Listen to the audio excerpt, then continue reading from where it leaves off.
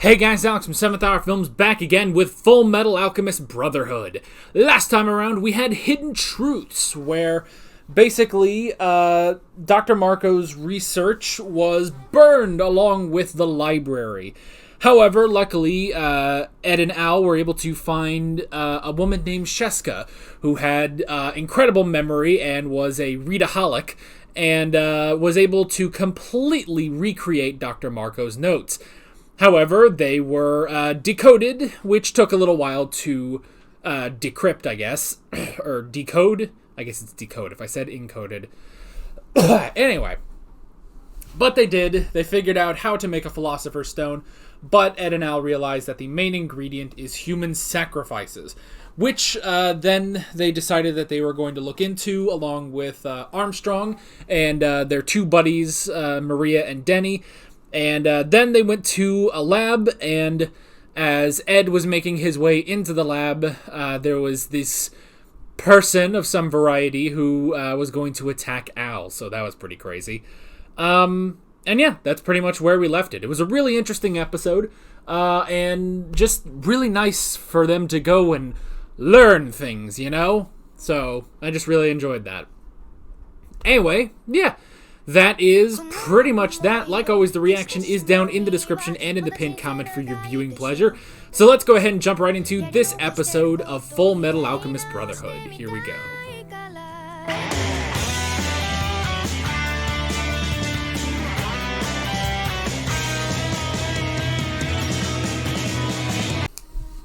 Alrighty, well folks, it's that time of the week where Alex gets to look up voice actors. So I gotta go back, though. Alright, well, first off, I was immediately wrong about the older number 48, so... Alrighty. This time I actually have to turn my laptop on. I haven't turned it on yet today, so... Give me a sec, we'll start looking up voice actors. Looks like I think this episode we're just doing the two number 48s and then number 66. Interesting. Okay, so we're starting off with Bill Jenkins. Attack on Titan. Minor roles in Attack on Titan, but we've got Annie's father and Colt's father. I don't remember Colt's father. Barely, but Annie's father, I just recently watched 2 OVAs about Annie, so that's pretty good. See anything else? No, looks like that's it for Bill Jenkins. Next up, so that's number 48, Elder. Let's go with Younger, which is Duncan Brennan. Okay, right off the bat, Dragon Ball Z, he was Bobbity. That's interesting. That's an interesting one. He was also Monster Carrot in the original Dragon Ball. And Dr. Mayu in Dragon Ball GT. Looks like that's all I'm getting for Duncan Brennan. Number 66... is Jerry Jewell. Okay, right off the bat, Attack on Titan, he plays Moblit Burner, who I believe is like Hanji's right hand, basically. So that's pretty cool. We've got Nam in Dragon Ball. That's a really good. That's a great character. So that's good. Oh, hey, okay, here's a biggin. Here's a biggin. Number 66 voices Nezu, Principal Nezu in My Hero Academia. All right, that's pretty good. That's pretty big. Anything else? Doesn't really look like that. Doesn't really look like it. Although a couple Ice Shenrons, which is interesting. Was there anyone else actually? Now that I think about it. Lust, Envy, Sulf J. Kimbley. Well, was that the... Okay, so that must be the other... That must be the guy in the jail. Yeah, okay. Well, Eric Vale. I already know Eric Vale. He plays Future Trunks in Dragon Ball Z and Dragon Ball Super. And he also voices Tomura Shigaraki on My Hero Academia. I think he may also be in the Ace Attorney... Phoenix Wright Ace Attorney anime as Phoenix Wright, so there you go for that. All right, and this concludes our weekly session of Alex Looks Up voice actors for Fullmetal Alchemist. So, yeah, pretty cool. Okay, an interesting episode. Even if not maybe a ton of things happen, but interesting. Okay, so we've got number 66 and number 48, who were pretty interesting. And yeah, just the fact that they are suits, which is pretty cool. So I guess what it must be is for all this, research and bioalchemy and stuff, they still want those souls, maybe? So they still so they bond, after they sacrifice them, they bond their souls to the armor, which is interesting. So I like that. That it is a very interesting idea. So we've got number 48, who is a pair of two brothers who were serial killers, which were interesting. And I kind of liked how, especially for the older number 48, that I don't know, he wasn't like just this crazy dude. He was like, I don't want to say like sophisticated, but there was some sort of like maturity. I don't know how to put this, but there's something about it. Like, he seems like just a proper killer. I don't know how to put it. I don't really know how to put it, but it's interesting. Just the way he talks is very, very interesting, and talks about hunting his prey and stuff like that. Like, he's not just a crazy person. I like that. 66, on the other hand, was more of a crazy person, and that was interesting.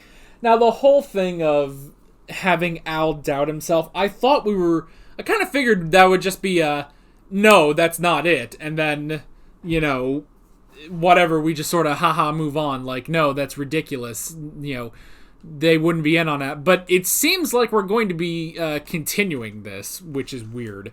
So, yeah, that seems very strange that we now have this plot thread of Al is going to doubt whether he is a real person or not. And, because basically the only other people that could really confirm who he was before he was bonded to the suit would be Winry and Granny Rockbell. But it's like, oh, well, maybe they're in on it. It's like, well, why would they be in on it? Like, this isn't like... It feels like something, even if it stays with Al, if he still thinks about it, it doesn't seem like something that... Like, there's not enough evidence, I feel like, to support that. Like, it just doesn't add up. So, apparently we're going to be keeping that. But interesting stuff. It was still an interesting fight. I like how Al really didn't have a challenge, though, with 66. I kind of like that he was just completely whooping him. Because, yeah, it's like Ed says, it's like, well, my sparring partner, I've never been able to beat him. Like, I like that even though Ed is, I guess Ed is more the alchemist. I don't know. Have we established, I feel like we've established that Al can do some alchemy, but I don't remember. I mean, obviously, yes, he can, but can he do it in the suit? I don't fully remember, actually. Because, I mean, he didn't use it in there, but... Yeah, I cannot remember if that was it. But yeah, I don't think so, actually. I don't think he can do alchemy in the... otherwise, well, no. You still need two hands, so he wouldn't have been able to just fix himself. So, yeah, I don't think in the suit he can do any alchemy. But yeah. But still... but yeah, it's just like, well, Ed still can't beat him, even though he does more of the alchemy, he fights with alchemy, Al is just that good with his suit, and he's that strong. And I like, yeah, just immediately, just a BAM! And he just hits 66, like, across the field, basically. So, that was really, really cool, I like that. But yeah, the whole thing about doubting, I mean, yes, there was that sort of, there was that moment where it's like, oh, there's something I've been meaning to tell you, and it's like, what?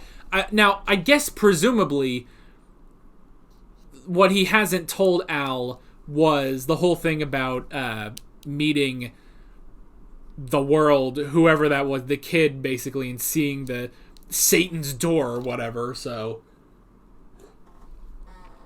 yeah, like I assume it's more of that than anything else. But yeah, so I'm not sure. But yeah, the whole thing of, oh, he's a puppet being controlled by Ed, and Winry and Granny Rockbell are in on it. I'm gonna doubt. I'm gonna press X to doubt on that one. So, but I mean, it is still interesting. And honestly, I mean, he is still a kid, you know? Yes, I think they say he's about 14 now, but he is still a kid, so it makes sense that it's possible for him to doubt himself, basically, you know? So, I get that. So yeah, I mean, I do understand that. The fight between Ed and 48 was very, very interesting. I like that. And honestly, yeah, it does show that as strong and great as Ed is when it comes to alchemy, he still needs his resources. Right there, the only metal he had was in his own automail hand, and that was it. The entire, room was made of stone, and he doesn't do stone. So that was interesting. But he still held his own. I really did enjoy that. And then, yeah, I really love that moment where, he's reminded of Scar, and then he uses Scar's own tactics against... Now, granted, they are metal, because they're a metal suit, so you'd think he would just be able to just completely undo, basically, their suits. But that was interesting that he just used Scar's method of attack to destroy, So I really did enjoy that. And yeah, even though he hated doing that, he hated using, the attack or the strategy of his enemy, someone who tried to kill him. But honestly, it's not a bad idea, It's a very good form of attacking, So I like that. And yeah, I don't imagine that Ed will use this too often. Like, I think it worked here. He said, I'm not a killer, I'm not a killer. I don't want to kill anyone. So using that just on the suit enough to break it, and knock them out, that was really, really clever. So I like that. So yeah, we also have the possibility of Scar being dead. But we heard last episode that he got away, so we'll have to get more of that later. And then we got a encounter between our main character and kind of our main villains. So yeah, Lust and Envy showed up, which was interesting. And now it sounds like that they want to use Ed as a sacrifice for a Philosopher's Stone, which is interesting. Maybe it's that you can't just, sacrifice random people. If you sacrifice, because of the whole thing of equivalent exchange, if you sacrifice the soul of an alchemist and a prodigy too, who doesn't even need a transmutation circle, then maybe that's it, Maybe that's what they need for a true powerful Philosopher's Stone. So that was interesting. So it makes sense that they wouldn't kill him, but letting him go is a very interesting call as well. I'm not quite sure the point of that, but maybe it's just that they're not ready. They'll get him when they need him, instead of just trying to capture him now. Because then, if you capture him now, I guess that does sort of bring the full force of the military down on you. So yeah, they ended up sparing him and returning him to Al and Maria and Denny. So yeah, very, very interesting stuff. And yeah, an interesting episode overall. I mean, it was mainly just on the fights, but yeah. Now, the whole thing with Al doubting himself, I hope that's just sort of resolved next episode, because it's not a great plot thread, But still, it'll be interesting to see where that goes.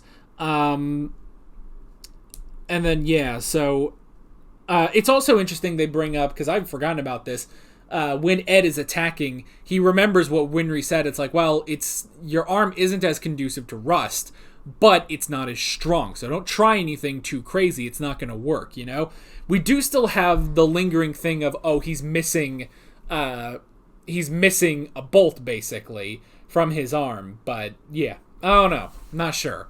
We'll have to see about that, definitely. So, yeah. The last thing I wrote down was the after credit scene on this one. which I believe I did actually write down, because someone did leave a list of when all the after credit scenes are. So yeah, the next one is not for 20 episodes, so I'll remember that. But yeah, interesting one this time, with what was it, Hughes and Roy, where Roy is starting to climb up the chain of command, which is interesting. And I like how he says, don't go so fast because you're going to end up making enemies. And you need as many allies as you can. And I do like that it ends with, you need a wife. Like that, which is hilarious, but I almost wonder if maybe that will happen, Maybe he'll marry Riza Hawkeye. Like, that would be amazing, So, and also, I do love that you just have this guy who's just completely gushing over his wife and daughter. Like, it's adorable, if a little silly, so, but I like that, which honestly, it's one of those things, like, I can never get a good read on Hughes, It's like, he's got his serious moments, but then he's got his really goofy moments with his family and stuff, and it's like, I can never get a read on that guy, But the whole thing of, Roy might need a wife, like, honestly, this might not be a bad idea, but yeah, I don't know if that's going to go any further than that little joke there, but it's definitely another scene, because we had that a bit last episode, where we're starting to see Roy climbing the ranks, because one day he does want to be Fuhrer, so he's climbing the ladder of success. Let's just see how far that will take him. But yeah, that is pretty much it. With all that being said, I'm Alex from 7th Hour Films, and I will see you guys next time. Take care. Alright guys, thanks for watching this video. There's a bunch of links on screen if you want to go click around to any of those. There's a playlist for all of my Fullmetal Alchemist Brotherhood reactions, as well as another video you can go click on if you want. There's also a subscribe. I can't do it! I can't say that! Go click the links. This is the 4th time today I've screwed this up. Dang it!